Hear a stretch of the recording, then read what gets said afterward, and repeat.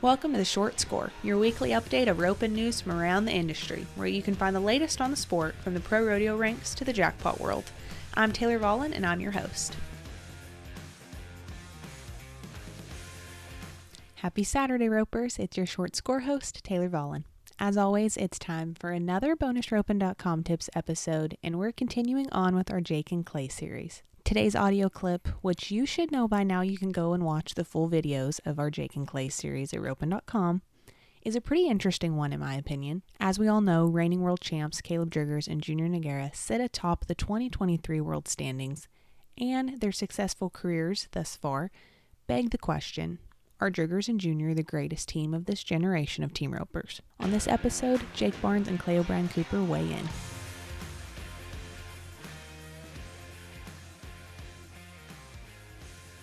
This episode is brought to you by Nutramax. Cosequin ASU joint and hoof pellets contain quality ingredients to support joint and hoof health and leave out the fillers, molasses, and alfalfa, all while delivering the taste horses love. The colors of our ingredients shine through for a difference you can see. Visit cosequinequine.com.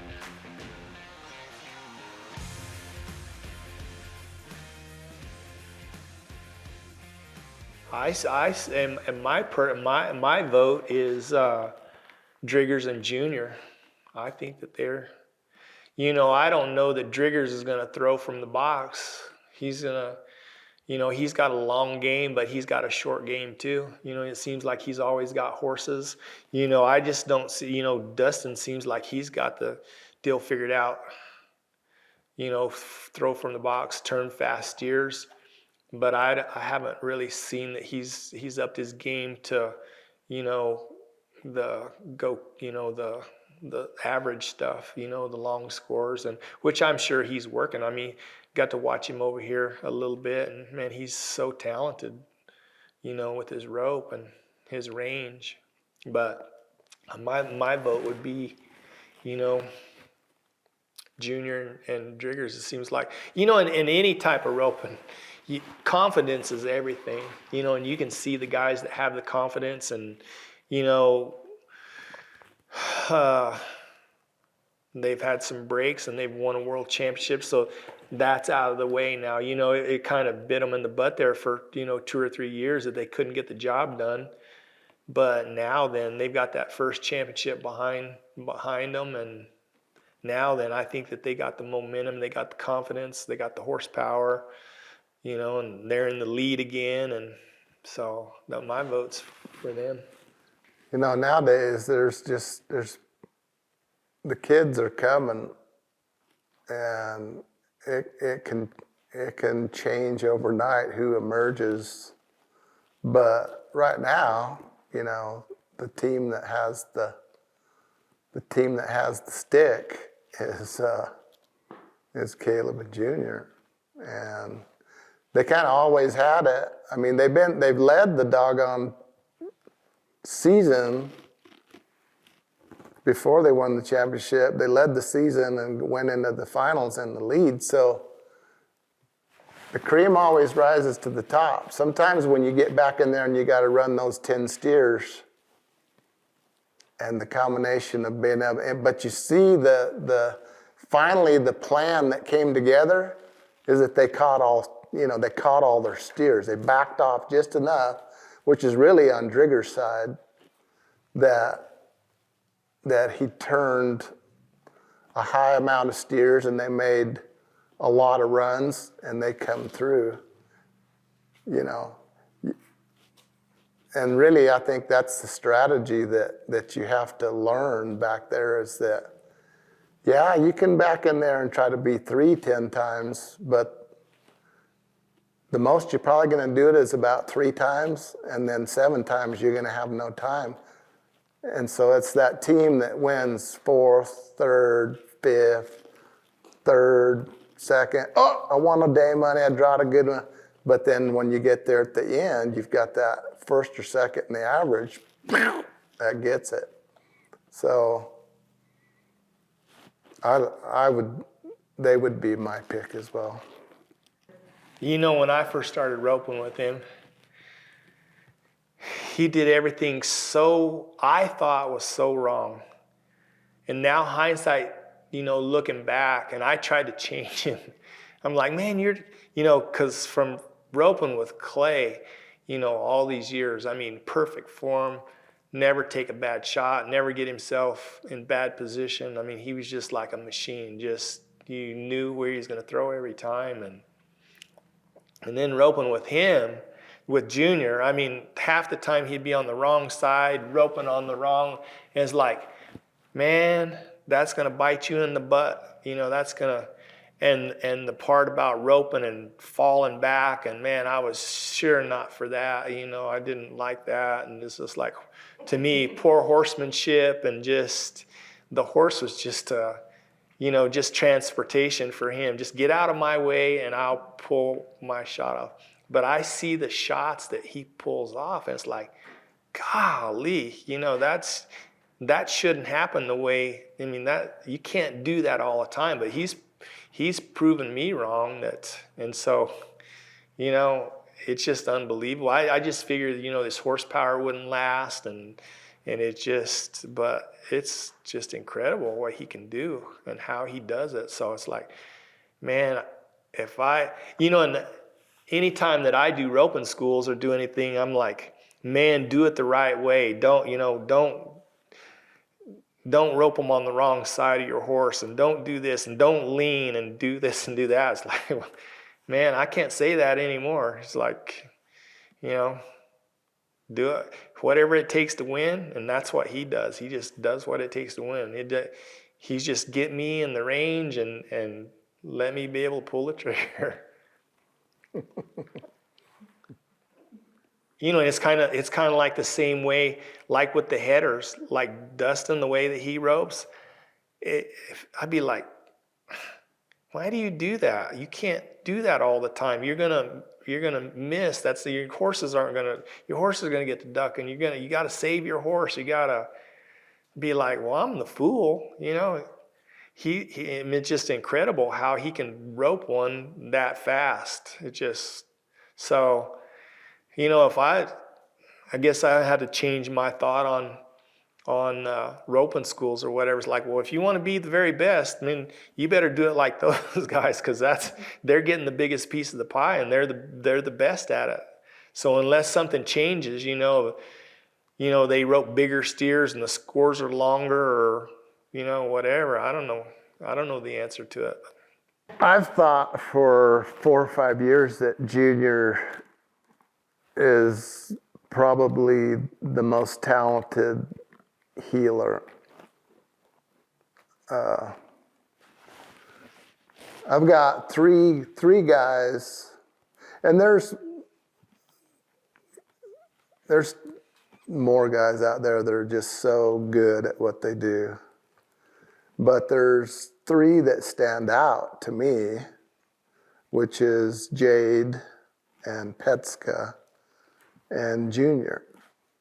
Petska mostly for his style. It's a different style, but it's fast and effective, and I love watching him rope. But on the same token, Jade is such a smooth technician of how he operates, and it's just so effortless looking, which I really like and a fan of. But Junior's talent, it's like, he doesn't need to be in the right spot if he can make the shot. And it's the ability to make the shot at the end of the day that what it comes down to. And to be able to do all that and then fall back and do all that just shows you how athletic he is. To me, he's like Michael Jordan. I mean, the guy physically can crawl off of his horse, rope the steer 3 jumps away, crawl back on his horse, and dally and fall back and be 3-6. So it's like, how do you do all that and be 3-6? Well, you've got to be amazing at what you do. So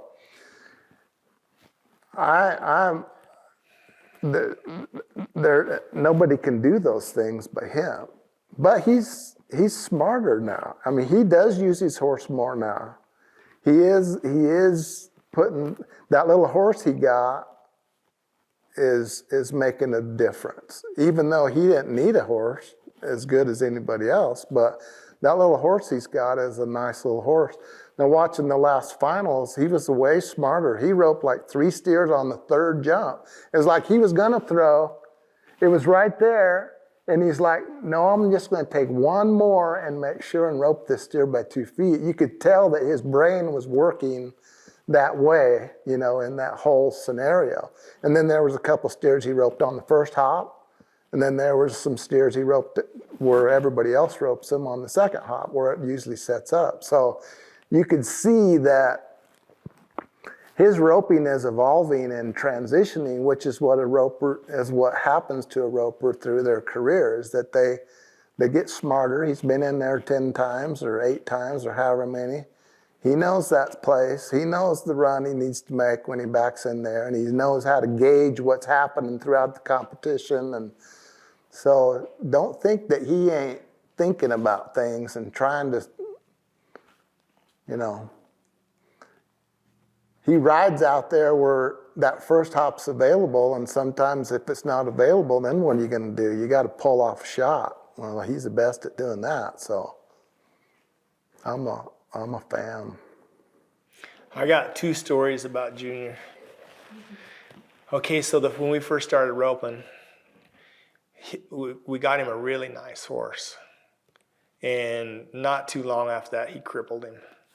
Or the horse got crippled. He didn't cripple, the horse got crippled. So now we got no money.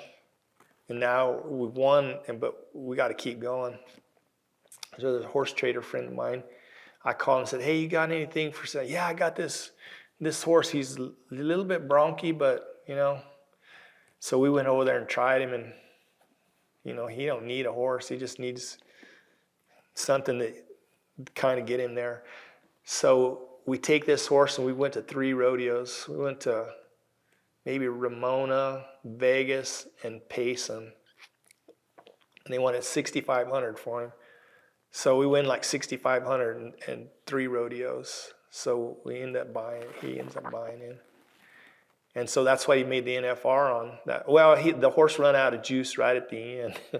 But I always teased him. I said, Junior, you know, we need to try to talk to the PRCA and see how, like the AQHA, they give like a head horse and heel horse of the year, and you get like a $5,000 bonus, you know, making the NFR. I said, we need to see if we can't get them to give a bonus for whoever made the finals on the worst horse. And I said, you get that one for sure.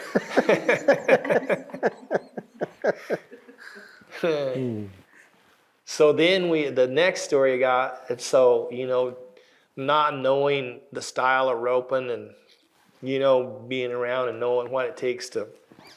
So we go up to Nampa and Salinas are overlap.